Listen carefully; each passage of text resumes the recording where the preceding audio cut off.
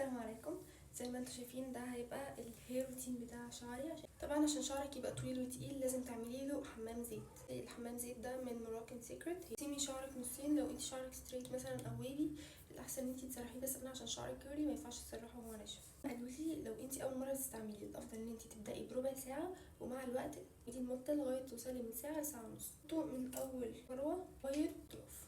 مش لازم تشتري البتاعه دي، لو ممكن تعمليه بصوابعك عادي.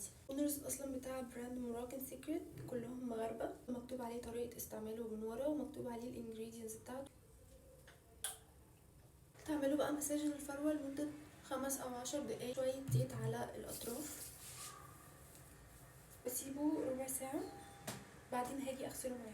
بالنظر عن شكلي دلوقتي انا غسلت شعري كويس جدا. حاولوا ما تسيبوش اي زيت في فروتكم بالذات، علشان لو سبتوا زيت وما غسلتوش كويس وبواقي زيت ورا بواقي زيت هيعمل قشره وشعركم هيقع. فاغسلوا شعركم كويس جدا. هو مش ناشف خالص وده مبسوطه بيه بصراحه. اعمل حمام الكريم ده كانت اول مره اجيبه يعني، بس هو حلو قوي. مش عارفه البراند بتاعته اسمها ايه. ناتشورال ريزلتس. القوام تقيل، بيرطب الشعر كويس. الهير ماسك ما بيتحطش على الاطراف ايه، ما بيتحطش الهير ماسك، ما بيتحطش على الفرو علشان ما يوقعش شعركم، بتحطوه بس على طول الشعر لغايه الاطراف. انا مشكلتي مع الزيوت ان هي بتنشف شعري بطريقه بعد ما احطها وبعد ما اغسل شعري. ولكن بتاع موراكن سيكريت ده بصراحه حلو قوي. مش فارق معايا الترطيب على قد ما فارق معايا ان انا شعري ما ينشفش. ماسك على شعري كله، اسيبه ربع ساعه وبعدين اغسله. جبت عندهم برضو كذا حاجه. جبت البادي لوشن ده وجبت المخمريه.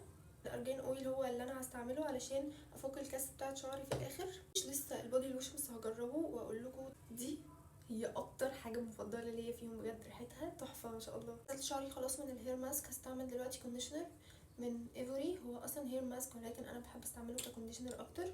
دي البيج بتاعتهم على المكان التاني، البيج بتاعت موراكن سيكريت برضو على المكان التاني. هحط لكم في الكابشن المنشن بتاعهم على المكان ده.